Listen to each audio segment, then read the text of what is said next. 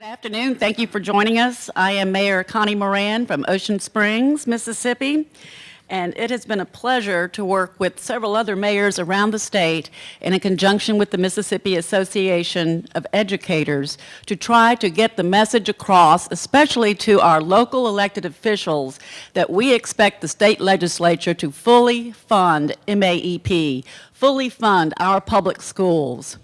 I can tell you that in the case of my city, since 2008 was the last time that the state legislature actually fully funded MAEP. Ocean Springs alone has been shorted over $16 million. And that's true for a lot of our districts all over the state.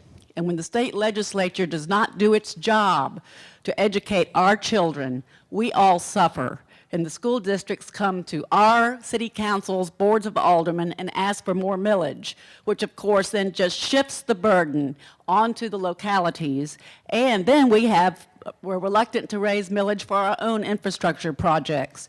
So all the way around, it's a bad deal. And so we have this distinguished panel here today. I have the honor of serving as the moderator. And today's panel is titled Strengthen Our Schools, a Call to Fully Fund Public Education. We have a fantastic panel of experts here who will talk about the connection between the underfunding that occurs in Jackson and the impact to our students, to our teachers, and to our school districts, as well as the budget challenges that the underfunding imposes on our city budgets, services, and economic development. Let me introduce the panelists, and then we will move into their presentations. Afterwards, we'll have time for some questions. We have Representative Cecil Brown from Jackson, is well known as the expert on state finance, especially public education. Representative Brown will tell us where the money is that could fund our public schools. We also have with us Senator Derek Simmons from Greenville, and he will walk us through the extent of state underfunding of our public schools. We also have over here Representative Sonia Williams-Barnes from Gulfport will talk with us about the importance of early childhood education, specifically about kindergarten and the impact that kindergarten has on setting up our students to succeed. Representative Williams-Barnes' mother was the state's first licensed kindergarten teacher. We have Joyce Helmick with us. She is the president of the Mississippi Association of Educators, a 35-year veteran in our classrooms. Ms. Helmick will talk about the value of educators to our cities. Also with us is the Madison County Superintendent, Ronnie McGehee, will talk with us about the impact of the state underfunding has on our schools and how fully funding public education will positively affect students. Superintendent McGehee is very supportive of this effort to amend our state constitution to require fully funding our public schools. When our state underfunds public education, which it has to the tune of $1.5 billion from fiscal years 2007 through 2015, the unspoken cost to the city's budgets, to our services, and to the state's economic development projects and the subsequent impact on residents is rarely, if ever, discussed publicly. With us today to connect these dots for us are three mayors with whom this audience is familiar: former MML President and Hernando Mayor Chip Johnson, Tupelo Mayor Jason Shelton, and of course, me. Let's give a round of applause, please, for our panelists today. Our first speaker today is Representative Cecil Brown, who will tell us where the money is so the state legislature can finally fully fund our public schools. Representative Brown.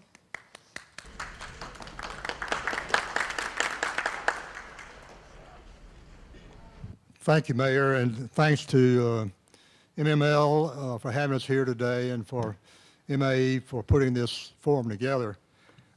I know that everybody's a little bit tired of hearing we don't have the money, we can't fund the public schools. I'm certainly tired of it. I've been hearing in the legislature for a number of years. I was a part of the budget committee that underfunded public schools for a number of years during the financial crisis when we were cutting budgets across the state of Mississippi. We cut budgets not only for public schools, but we cut them for all really all government services that are funded in part by the state. But it's time to stop that. The money is now available to begin to fund our public schools according to the MAE formula. Now, if you're a new mayor or a new alderman, city council person, you may not be familiar with the history of MAEP, and I won't get into the details of it, but MAEP stands for Mississippi Adequate Education Program. It's a program that was passed twice by the legislature. It has been signed off on by two governors, one Democratic governor and one Republican governor, as being the formula by which public schools should be funded in the state of Mississippi. It's designed to give school districts enough money so that every child has the opportunity to get an adequate education. That's really all it's about. They're not guaranteed success. They're guaranteed the opportunity for success. They're not guaranteed the highest. They're just told, we won't give you the lowest. We're going to give you the opportunity to get an adequate education. If we are not funding public schools, and it requires MAEP to fund them at an adequate level, it's obvious that we're providing funds at an inadequate level. And it is consistent. We have done it for a number of years, and you'll see on a slide in a minute where we've underfunded our public schools according to the MAEP formula by over $1.5 billion in the last 6 years. $1.5 billion. Next year alone, the 2015 school year, statewide, we will underfund our public schools by $257 million. Now, why are we doing that? That's a very good question. There are funds available to begin to chip away at the shortfall. There are funds available to begin to cut down on the shortfall. This year alone, at the end of the fiscal year, June 30 of the current year, 2014, we will have $480 million in reserves in the state. $480 million at a time when we're underfunding our public schools by $260 million a year. That makes absolutely no sense. Now, I'm not one of those. I'm not a fiscal liberal. I'm not one of those that thinks we need to take $260 million and put it into public schools all in 1 year. But I do believe with the economy increasing, beginning to get better, in fact, our revenues are growing at about 5% a year right now. With that kind of growth, we need to begin to bring down the shortfall, begin to bring our public schools up to where they need to be. Now, you'll have some legislators who are going to tell you, well, we put $70 million more in the public schools this coming year. Well, kind of.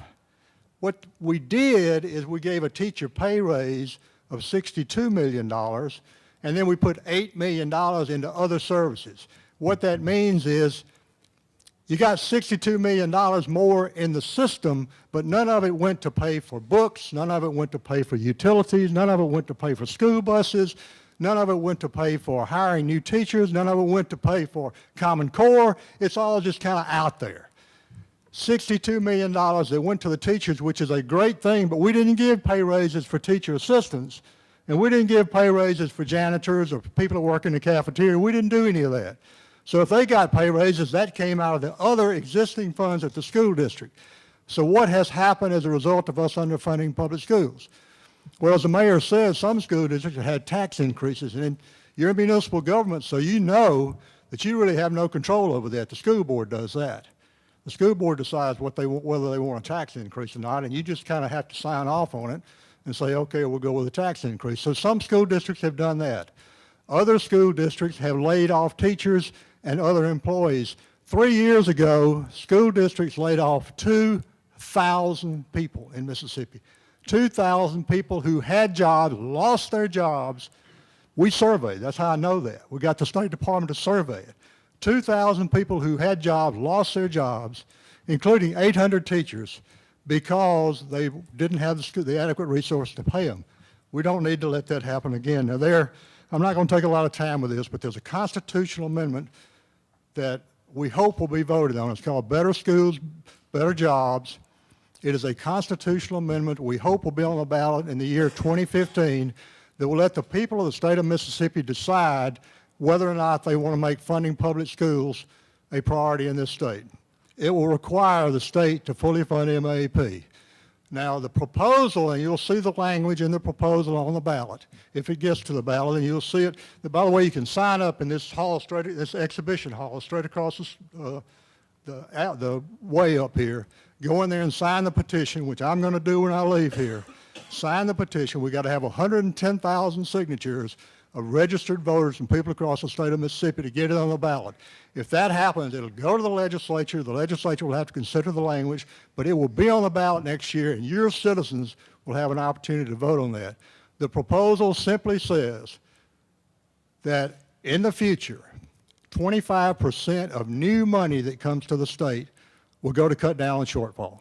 Nothing to take away from existing programs, other programs. 75% of all new revenues can go to other programs, go to anything the legislature wants to do with it.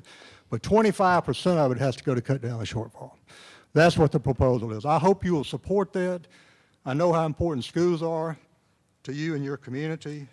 I certainly know how important schools are to those of us who have worked in this field for a long period of time, which is everybody at this table. So I would hope to have your support for that initiative. You can get access. There's a Better Schools, Better Job website. They're also on Facebook. If you need somebody to come collect signatures in your town, I'm sure that Anna Maria or Joyce or Frank or somebody here will be able to help you get somebody to come to your town to get signatures. We need your help in getting that done. We're going to have time for questions later, so I'll be happy to try to answer questions at that time. Thank you again. Thank you very much, Representative Brown. You've been a champion for education in our state, and we appreciate all of your efforts. Our next speaker is Senator Derek Simmons, who will talk about state underfunding in our schools. Senator? Thank you, Mayor. Thank you all for the opportunity to actually speak to you, and thank MML and also MAE for giving us the opportunity to continue this effort to get everybody on board to fully fund our public schools. From 2009 to 2015, the state underfunded our public schools by $1.5 billion, and some slides will come up. And what I plan to do is, I can't go through all of our school districts in the state of Mississippi, but I will go through about 18 school districts. And this represents about a little over 10% of our school districts. And I'm going to tell you how many additional teachers we could have added to those individual school districts and how much we have underfunded that particular school district. $1.5 billion, let's first talk about what that would do. $1.5 billion statewide could have added more than 5,400 teachers in our classrooms, more than eliminate the teacher shortage, help our students regarding math, reading, and science, provide arts and technology for our children. And additionally, if you can just imagine what 20, 30, or 50 more educators would do for your individual communities. What it would do regarding your economy, what it would do regarding your housing market, what it would do regarding car sales or other taxes that you actually can generate regarding sales if you had additional educators in your particular school district. Let's look at Hollandale. Let's start off with Hollandale. Hollandale School District was underfunded from the period of 2009 to 2015 by $2.7 million. That would have provided an additional 10 teachers in that school district. Let's look at Oxford. The Oxford Public School District was underfunded by $10.4 million for the same period of time, and we could have provided an additional 37 additional teachers in Oxford. The Pearl Public School District, $11.1 million, 40 additional teachers. The Natchez Adams School District, 11.3, 40 additional teachers in that particular school district. The Hattiesburg Public School District, $13.4 million from the period of 2009 to 2015, and it could have provided an additional 48 teachers in that school district. Columbus Municipal School District, $13.8 million, 49 additional teachers. Ocean Springs School District, $16.6 million, an additional 59 teachers. The Gulfport School District, 17.3, 62 additional teachers. The Meridian Public School District, $17.9 million, 64 additional teachers. The Greenville School District, the school district that I represent, $19.2 million from the period of 2009 to 2015 would have provided an additional 69 additional teachers. Tupelo School District, $21.3 million underfunded for that period of time, could have provided an additional 76 teachers. The Vicksburg Warren School District, 24.9, an additional 89 teachers that could have been provided in that school district. Lamar County School District, 28.5, 102 additional teachers for that school district. Madison County School District, $34 million, 121 additional teachers. Harrison County School District, $39.4 million, 141 additional teachers.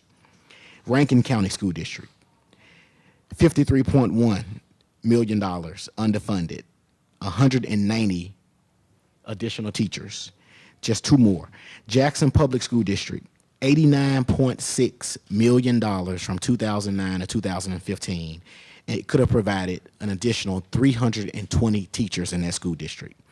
And lastly, DeSoto County School District, $92.5 million underfunded from 2009 to 2015, and could have provided an additional 330 additional teachers.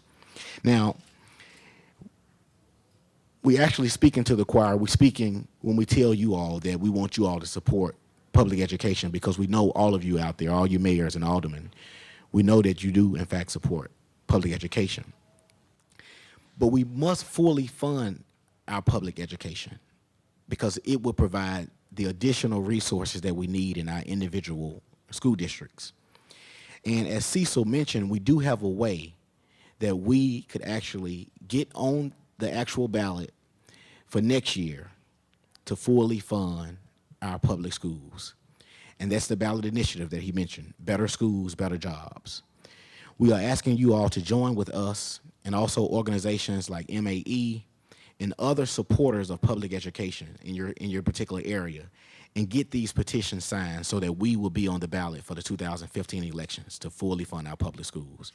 Again, we are actually answering any questions you all have at the end of all presentations. Thank you all.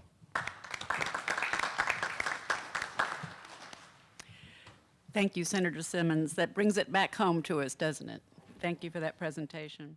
Our next speaker is Representative Sonia Williams-Barnes, who will talk about how requiring all 5-year-olds to attend kindergarten helps set up our students for success. Representative Barnes.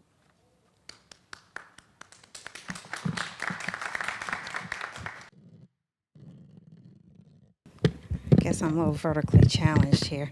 Need to lower this. Good afternoon. I am delighted to be here today to speak to you about the importance of mandatory kindergarten. Public kindergarten in the state of Mississippi began in 1976, and it is emotionally attached to my passion because my mother was the first kindergarten teacher in the state of Mississippi, a public kindergarten teacher in the state of Mississippi, in a pilot program which was held in Pasquistan School District, which is just about 12 to 15 miles west of here. It was then 37 years ago where public kindergarten became a part of Mississippi schools. However, it is not mandatory for a child to attend school until age 6. And although we have kindergarten in most of our schools, if not all of our schools in our state, it is not against the law to not make sure that your child is there at school at age 5. And it still amazes me that this has not happened after all of these years. But yet, there have been studies and findings that research has shown that the first years of life are critical regarding both cognitive and social emotional development in children. And studies show that full-day kindergarten closes the achievement gaps between children. We know that by the time children enter kindergarten, there are already differences in learning amongst students by race, ethnicity, and income. Therefore, if kindergarten is the bridge between early learning programs and primary school, then we as policymakers and state legislators and political leaders, and most of all parents, should and must play an active role in making sure that we close the achievement gap and that this work starts early on in a child's academic career. We must call our legislators, our governor, our superintendents, our teachers, and all other organizations and demand that we take our children's education seriously. While Mississippi is still sitting on our hands about mandatory kindergarten, there are states around us that are introducing programs and fully funding pre-K-4 programs. So that means that we are still going to be behind. We push to encourage that kindergarten is mandated, but at the same time, we need to be starting to push pre-K-4 programs as well. And kindergarten offers a great avenue for children to interact with other children and the possibility to make new friends. It gives them, it helps to have positive behaviors compared to other children who do not attend kindergarten.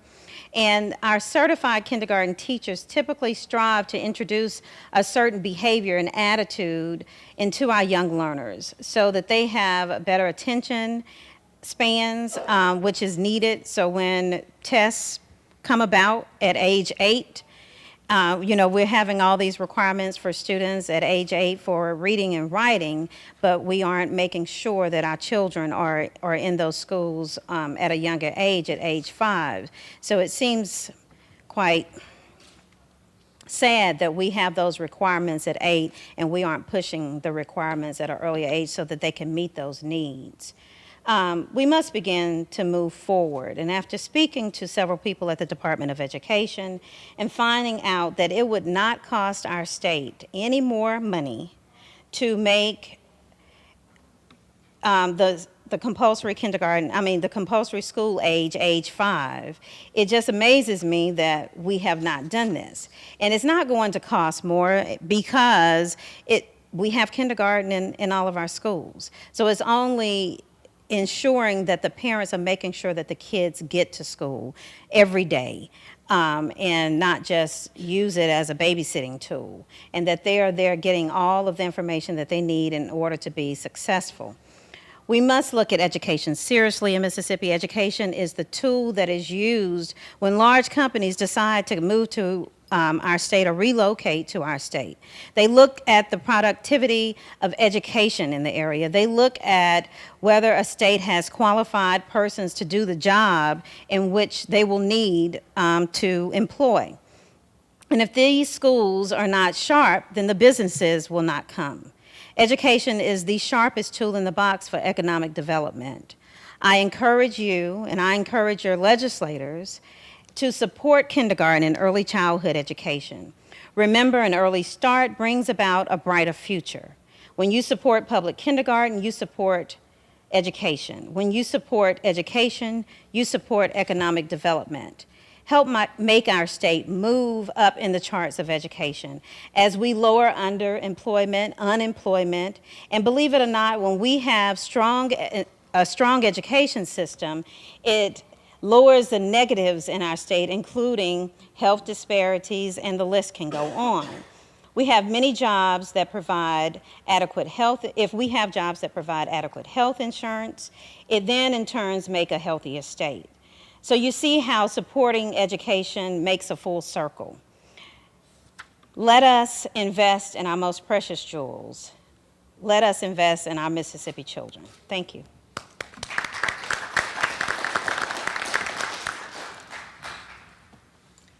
Thank you very much, Representative Williams-Barnes. And now Mississippi Association of Educators President Joyce Helmick will now talk about teacher pay raise and the association spearheaded and is now the law of the land. Ms. Helmick. Thank you, Mayor Moran. On behalf of the Mississippi Association of Educators, I would like to thank all of you for coming to this presentation today. I'd also like to thank each of you, our distinguished elected officials, for contributing to their expertise to this presentation and this MML panel that MAE has created. Their presentations are outstanding. I most certainly wish to express my gratitude to Mayor Moran who believed firmly that MAE's message was important enough to bring and would be welcome here at MML with the participants here. Thank you so much, and would you all give her a hand for her belief? Thank you. As president of the Mississippi Association of Educators and a 37-year veteran of the English classroom in Mississippi's public schools, as well as a grandmother, I come to you today to speak about the value of our educators in our communities and how we can work together to ensure that our students, educators, and communities can flourish and thrive. Educators are the nerve centers of our communities, the heartbeat of our public schools. We all cherish a healthy heartbeat that prolongs and gives quality to our lives. So it is with our public schools. Educators are the gatekeepers of the future of our life, yours and mine. Educators nurture our children who will go on to become the doctors, lawyers, police officers, firefighters, business owners, other employees, and of course, city leaders like yourselves. Educators nourish students in and out of our public schools. They are our Little League coaches, Sunday school teachers, Boy and Girl Scout leaders, neighborhood watch captains, volunteer habitat builders, the best fundraisers the world has ever known, and the first responders to any disaster that might occur in our towns and cities. Educators are critical to the quality of our public schools. And the quality of our public schools is critical to the stability, development, and economic prosperity of our communities and our state.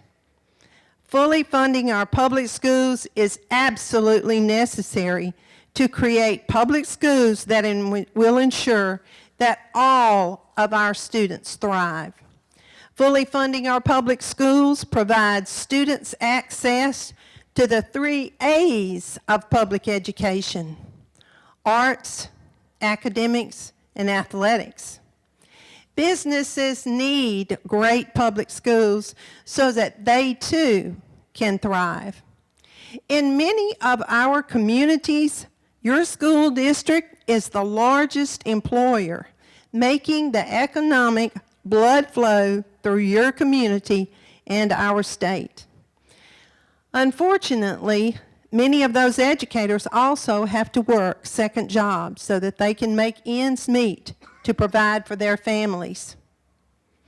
To recruit and retain the best and brightest to ensure that Mississippi can compete for educators with our border states, MAE championed the pay raise our teachers will receive starting July 1.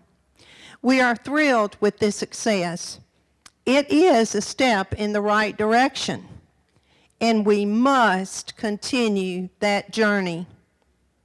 Our border states will pay an average of $5,000 to $10,000 more per year, and they are recruiting our best educators to their public schools.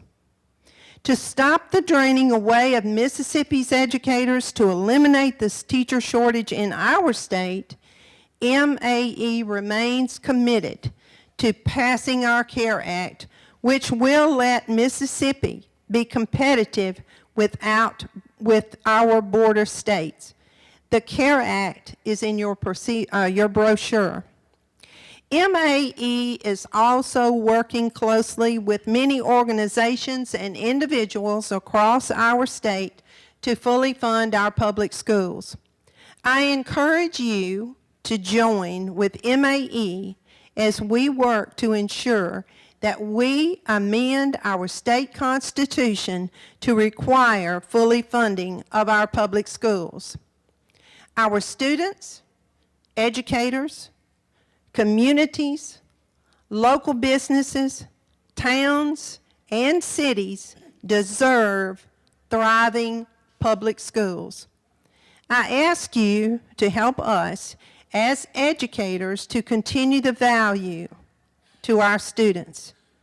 Educators and local elected officials partnering together is how we increase public education's value to our public schools, our communities, and our state.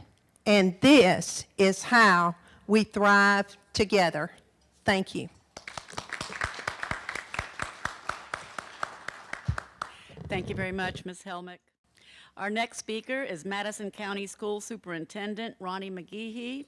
He will talk about the underfunding and how full funding helps our students. Thank you, Mayor. I'm excited to be on the coast because usually when I come down here, I'm going fishing. And it's always an exciting time to see the beautiful weather and absorb it as we go back. Madison County Schools. We are fortunate where we are because we compete on a daily basis. In Madison County, in 2000, we were less than 7,000 students and we had 7 campuses. Since 2000 to 2010, we've grown by 25% across the county. In our school district, we've doubled. We're 12,560 students, 21 different locations, 2.1 million square foot of floor space, with a budget that we passed last night, thanks to my school board, of $120 million. The reality when you underfund, though, as you heard the numbers earlier about teachers, is school class sizes suffer. And invariably, when you ask parents and you ask teachers, would you rather have 22 seventh graders or 28 seventh graders at the same time? Or if you're like me, you don't really want any seventh graders, okay? As you go forward. The fully funding MAEP, and my good friend Cecil Brown stole a little bit of my thunder that I used last time regarding the Adequate Education Program. MAEP, Mississippi Adequate Education Program. The formula was for a C school district. Now you mayors and aldermen and council people, how many of you want an average school? You want to say, hey, come to my location, we're average. Think about that. Average is over, ladies and gentlemen. We have to be better today than we were yesterday and be better tomorrow than we are today. That's the competition that we have out there in the world today. We must be able to prepare our young people for the world they're going to live in, not the world that we lived in, or living in, should I say. The teacher pay raise. The teacher pay raise that was mentioned earlier. Well, was not mentioned, like in our district, we're funded 50-50 basically, 50 from the state, 50 from local revenues. So that pay raise, Representative Brown, costs Madison County School Districts $1.5 million that we have to raise locally with our Board of Supervisors. I'm telling you, it's not what it seems sometimes when you underfund on a regular basis. When you underfund from the state level, you're going to be in a situation where you're going to have to make it up at some point in time at the local level. Because you're going to have to invest in the future because, let me tell you what, poverty is a terrible thing. The way out of poverty is education. I'm a living example of that. Southwest Mississippi, where I grew up, my dad, who's 92 years old, World War II veteran, had a great formal education, didn't get out of 6th grade. My mom didn't get out of 11th grade. The reality of it is my brothers and myself are anomalies because historically and statistically, your educational level of attainment is based upon your mother's success because who are our first teachers? The mother, okay? He worked at Armstrong Tire and Rubber Company for 40 years, hard driving union man, didn't get out of high school. Today, there's very little out there for that person. There's very little opportunities for that person. There's absolutely not a great future for that person. My older brother came home in 11th grade, said, I want to go to school. My dad says, well, you're already in school. He said, no, I mean college. Well, why you want to go to college? Well, because all my friends are going to college. I want to go to college. He said, how do you pay for that? We said, we don't know. My daddy said, we'll find a way. He worked overtime on a regular basis to give himself a pay raise to go to that great learning institution in the South, University of Southern Mississippi. So you know what I did? The middle brother, older brother went, I had to go to school, right? My younger brother, since I went, well, he had to go to school. What started a chain reaction was not only did our individuals, my brother, myself, and my older brother went and graduated, it's where we met our wives. We also now have 9 others that have gone through University of Southern Mississippi and other fine institutions in this state. Education is a pay me now or pay me later activity. You either invest now or you're going to pay later. And please pardon the verbiage I'm about to use, but you either educate or incarcerate. That's what ends up happening. You're either going to educate them or you're going to incarcerate them. If you look at bigger states across the country, the 3rd grade reading level is used to predict the number of beds at their prisons. Reading is such an important tool in our future. You say, oh, you're in Madison County, you don't have to worry about all that. We hired 17 literacy specialists last year. And you say, well, how'd you afford to do that? I thought you were talking about a cut. Well, we did get less money this year than we did the year before.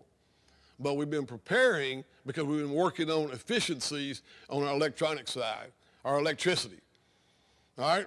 We used the opportunity that natural gas coming down in cost, that 2.2 million square foot, we were somewhere around $2.5 million in electrical costs on a regular basis. For the last couple of years, though, we've been doing that old energy efficient, program.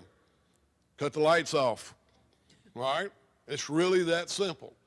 We saved over $500,000 in 2.5 years that we reinvested into our people with those literacy specialists. Let me give you a few quick numbers.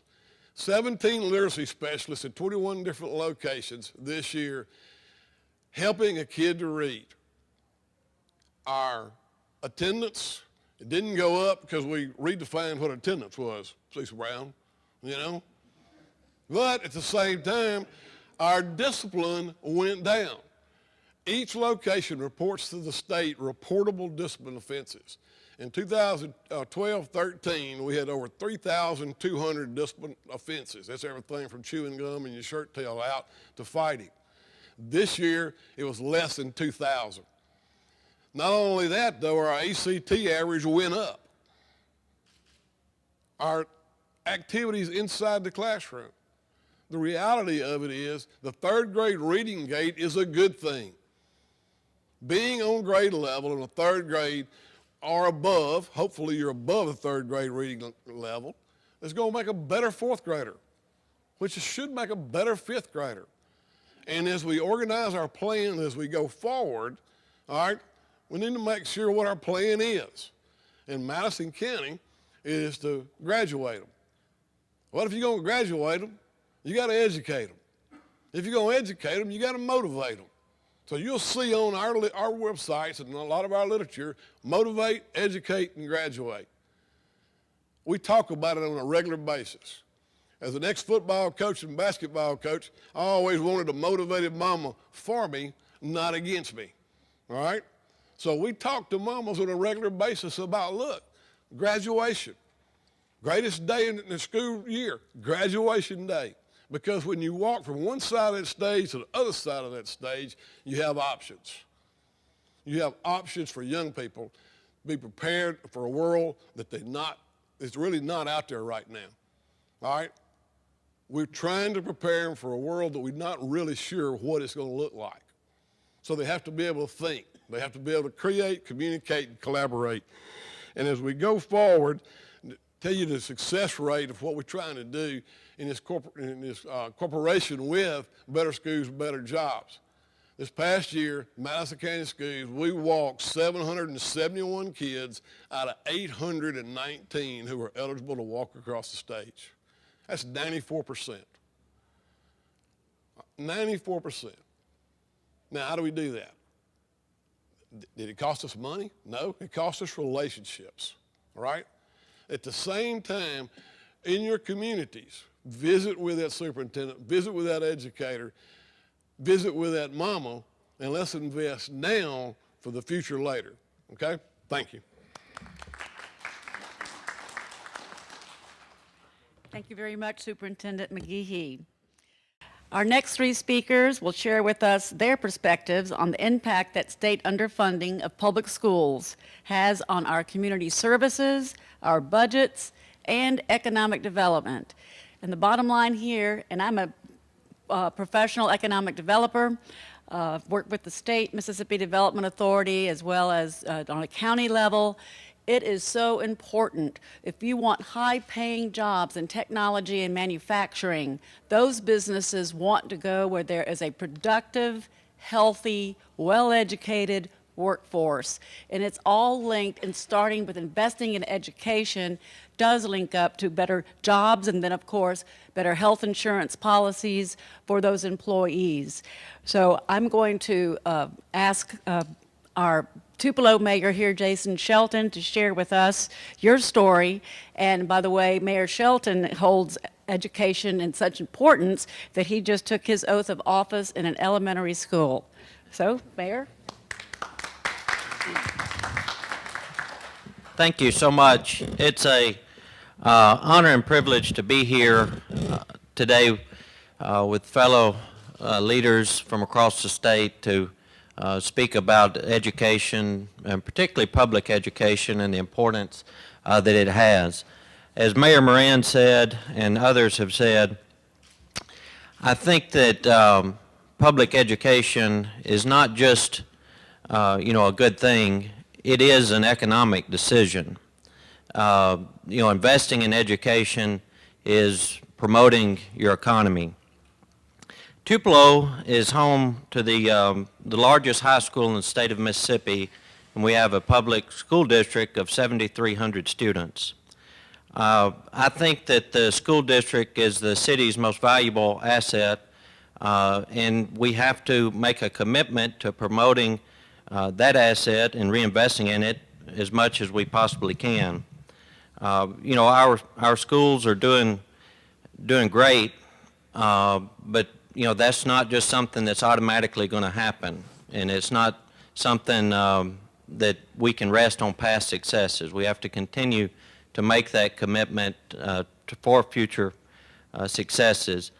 I firmly believe that the future of our city and the state of Mississippi and the future of our public schools are one and the same. I think if one's successful, the other will be successful, and if one's not successful, the other is not going to be successful. The futures are tied together. And I think just like other assets and infrastructure for our cities and states, if we don't make investments into that, just like our roads and bridges or other infrastructure for the city, if we don't make investments in our public school district, they're going to go into decline. In Tupelo, we take great pride in economic development. We were recently selected by Site Selection magazine as the #2 micropolitan area in the country. In 2013, we saw more than 900 new jobs and more than $78 million in capital investment from private businesses. I firmly believe, though, that would not be the case, that we would not have received those awards and those investments in our local economy if it were not for the strength of our public school system. These companies, like Toyota, for example, they spend a great deal of time researching where they're going to go. They have their team of experts, and as I understand it, the #1 criteria that they look for is a strong public education system. I just don't think that the Tupelo area gets Toyota without a strong public school system. The state of Mississippi, really puts a lot of effort towards recruiting businesses. We spend tens and hundreds of millions of dollars recruiting as far as incentive packages, different packages to get these businesses to come to Mississippi. But I think we're overlooking the fact that the most critical investment to be successful in getting those companies to come to Mississippi is through funding our public school system. And that's what I sort of was asking our legislatures to look at public school funding the same way we look at these investment packages for these major corporations. The state is not going to blink twice to fund $100 million to get Toyota or to get Nissan to our state, but the bottom line is they're not coming unless we have a strong public school system. So, if we want those companies and those jobs in the state of Mississippi, we have to fund our public school system. Okay. As the son of a public school teacher, I know how hard the teachers and administrators work day in and day out. For that, I think that we owe them more than just gratitude. We owe them a competitive salary, and we owe them the resources that they need to be successful. Since I was a kid, I've heard elected officials talk about the need to recruit and retain, and we heard those same words today. That is a generational issue, and we're going to have to continue to fund our schools if we're going to recruit and retain not just good teachers, but the employees for these companies. So that's why, on behalf of the city of Tupelo, just think that it's so important that the state of Mississippi funds and fully funds education. And thank you again for allowing me the opportunity to be here with you to support our public schools. Thank you.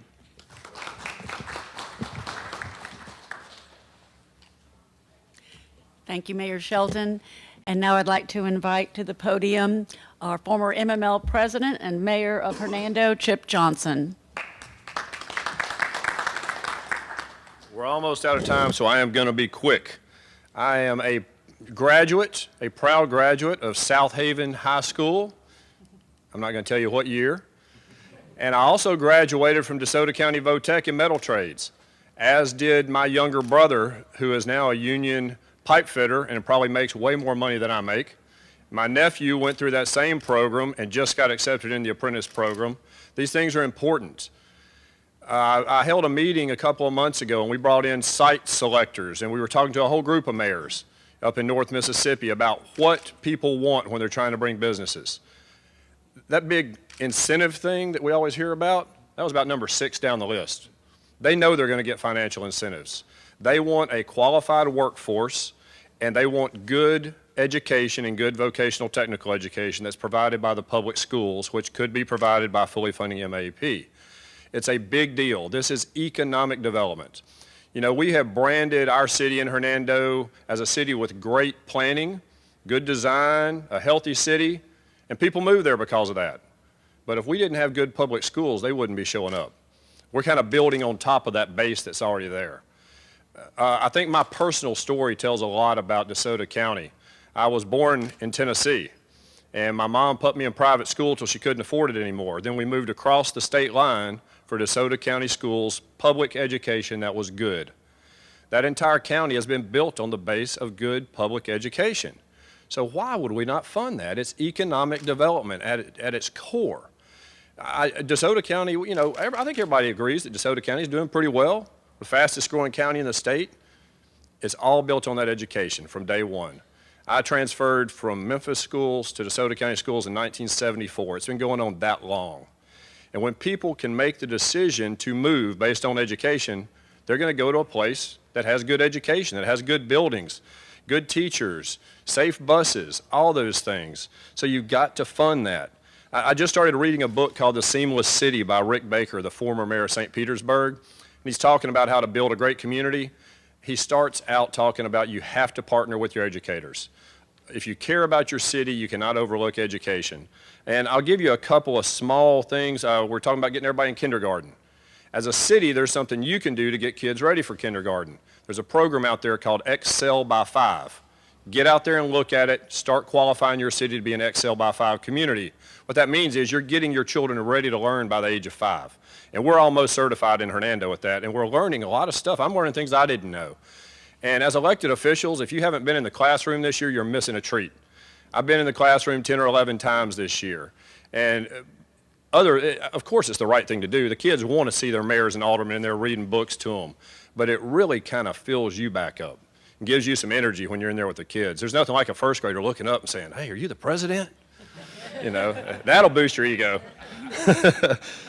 And I don't know how these legislators voted. I don't know the politics, so I don't want to step on any toes, but I'm going to anyway if I have to. I know we're looking for other ways to fund education. Regardless of your politics, Haley Barber put a study group together a few years ago. I think he called it the Blue Ribbon Tax Study Commission. Brought together the 50 smartest people in the state. And they wrote a book about what we should do to redo our tax code. And one of the things I remember out of that, one of the glaring things was get rid of all these silly little special interest tax exemptions.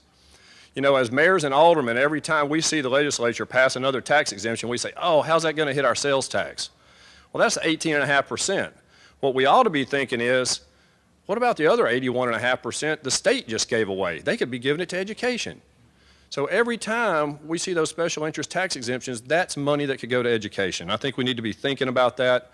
And I think the message here is if you care about your city, you have to care about education, because people that can afford to move to your city, and every city wants to grow, if they can afford to move, they are not going to move somewhere that's not safe for their kids and doesn't have good education. So just keep that in mind. Thank you very much, Mayor Johnson. Ocean Springs is also very fortunate. We have an excellent school district, an award-winning school district, and I can tell you it's one of the reasons that our community continues to grow. People come to Ocean Springs because of our quality school district, and we work closely with the school, as I'm sure all of you do in your communities. It's so important that we as municipal elected officials should partner with our schools and help lobby the legislature to fully fund education. It is the number one most important thing really in the state to bring in more business and economic development. It really is critical. I hope you will take this brochure here that has information of how each school district in the state has been underfunded. Go back and ask your other councilmen and aldermen to please support this. Let's all be champions of this petition. Let's get this on the state constitution and make it the priority that it truly is.